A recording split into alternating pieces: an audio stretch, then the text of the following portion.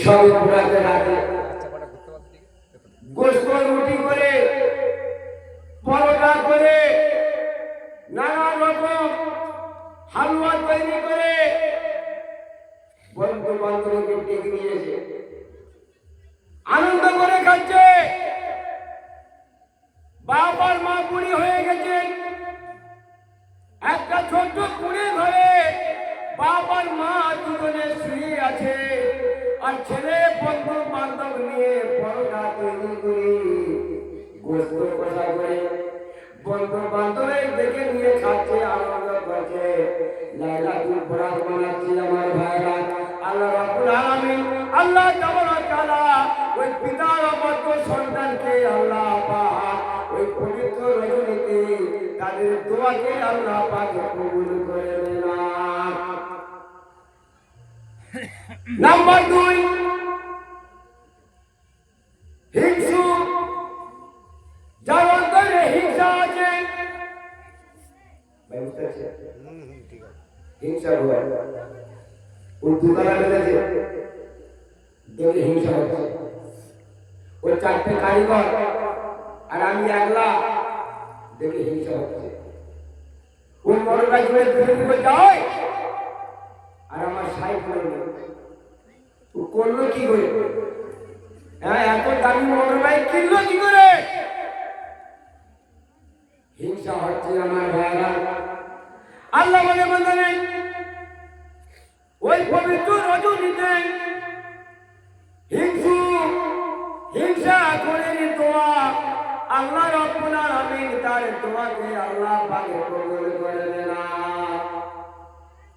যারা পরিমাণ হিংসা আমার দিকে খেয়াল করো, তবে শিখতে পারলে 1000 নফল ইবাদতের সওয়াব আল্লাহ পাক আপনার আমলনামায় দিয়ে দেবে। সুবহানাল্লাহ। আল্লাহ বলে বন্ধনে প্যারা হাবিবের মাধ্যমে আল্লাহ জানিয়ে দিয়েছেন পবিত্র রজনীতে, পবিত্র রাত্রিতে, লাইলাতুল বরাতের রাত্রি আল্লাহ রাব্বুল আলামিন ওই হিংসা করে দোয়া আল্লাহ কবুল করে দেন। এমনকি জান্নাতের সুগন্ধি পর্যন্ত ওই হিংসা করে নাকে গিয়ে পৌঁছাবে না। নাম্বার 3,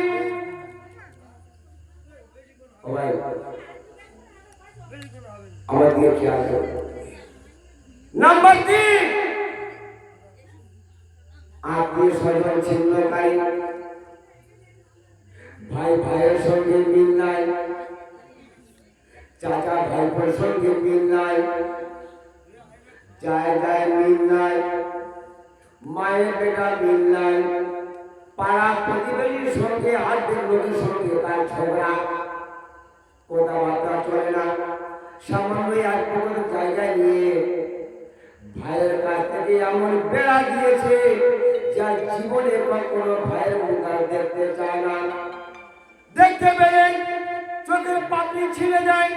এমনকি এত হিংসা তার মনের মধ্যে লেগে রয়েছে, হিংসার চোখে জ্বলে যাচ্ছে আমার ভাইরা। আল্লাহ রাব্বুল আলামিন আল্লাহ তাআলা ওই পবিত্র রজনীতে আল্লাহ পাক ওই আত্মীয় স্বজন ছিন্নকারীর দোয়াকে আল্লাহ কবুল করে দেন। পাঁচটা কটা হলো? 3টে হলো। নাম্বার 4, মদখোর। মা মরে গেছে, মদ চাই, এদিকে মা মরে গেছে, আমাদের চোখে অনেক প্রমাণ আছে, প্রচুর। মা মরে গেছে, মদ খেয়ে গেছে, বাপ মরে গেছে, মদ খেয়ে গেছে। টেনশন দূর করতে হবে বলছে। আল্লাহ রাব্বুল আলামিন প্যারা হাবিবের মাধ্যমে জানিয়ে দিয়েছেন আমার ভাইরা, বাবাজিরা, আম্মা জানেরা, আল্লাহ রাব্বুল আলামিন ওই মদ খোরে কাল কিয়ামতের ময়দানে নিজের ঠোঁটটা আমার দিকে তাকিয়ে দেখুন, নিজের বস্ত্র নিজের ঠোঁটটা ঝুলে মাটিয়ে পড়ে যাবে, আর জিভটা 1 মাইল দূরে আল্লাহ পাক বাহির করে কিয়ামতের ময়দানে রেখে দিবি। সমস্ত হাসরের ময়দানের লোক, যত লোক আসবে আল্লাহ পাক দুনিয়াতে পাঠিয়েছিল, সমস্ত লোক কাল কিয়ামতের ময়দানে ওই জীবের মধ্যে হেঁটে হেঁটে যাবি। সুবহানাল্লাহ। এই নাউজুবিল্লাহ। কারণ মদখোরের জিব 1 মাইল দূরে চলে যাবে, কমাই সেই তার মধ্যে সমস্ত হাসের ময়দানের লোক পা দিয়ে দূরে দূরে দূরে দূরে চলে যাবে, আর ঠোঁটটা নিচের দিকে ঝুলে যাবে। নাম্বার 5, সুদখোর। ওই বুঝতে পারছেন, যার ঘাড়ে হাত মারবো তার কাছে সুদ আছে। আপনার দেশে কেউ বন্ধন নেয় না, আমাদের দেশে নেয়, তাই আপনাদের কথা আমি বলবো না, আমাদের দেশের গল্প আছে। প্রত্যেকটা ঘরে ঘরে বন্ধন ঢুকে গেছে, পুরুষের চাই না তো বইয়ের চাই। কার চাই? বউ দিতে হবে, তবে টাকা দেবো।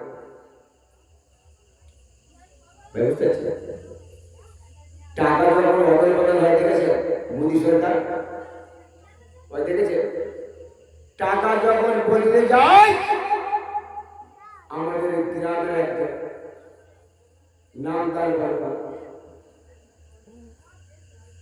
500 টাকা বন্ধ, আর সেই দিনে স্বামী আসার ডেট, তার 3 দিন আগে টাকা পেয়ে গেছে।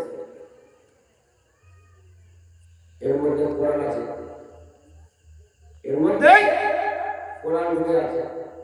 আমি কোরআনের তাফসীর করি, শুধু সামান্য মেহফিল করে আমি কোরআন দিচ্ছি না, বাস্তব ঘটনা আর হাদিস দিয়ে কথা বলবো ইনশাআল্লাহ। তো আমার ভাইরা, যখন টাকাটা বদলে গেল, বদলে যাওয়ার সঙ্গে সঙ্গে সমস্ত পৃথিবী জুড়ে একটা হইচই বেড়ে গেল, টাকা পাল্টি হয়ে যাচ্ছে। এমন সময় সমস্ত উস্তাকারেরা টাকাগুলো 100 টাকা, 10 টাকা, 20 টাকা করে চেপে দিয়েছে, আর যত 500 টাকা, 1000 টাকা ছিল সমস্ত টাকাগুলো পাল্টি হয়ে যাচ্ছে। এখন লোকটা 3 সপ্তাহ কাজ করেছে, 3 সপ্তাহ কাজ করেছে। একটা মানুষ 3 সপ্তাহ কাজ করলে মিনিমাম 3 আর 7.5, না 3 করে 6, কি ভাই? আরে হ্যাঁ না বলুন না, ওস্তাবার মাত্র 300 টাকা। কত টাকা? 300 টাকা। বলে টাকার বলে তাহলে তোমার পাড়া 300 টাকা নিয়ে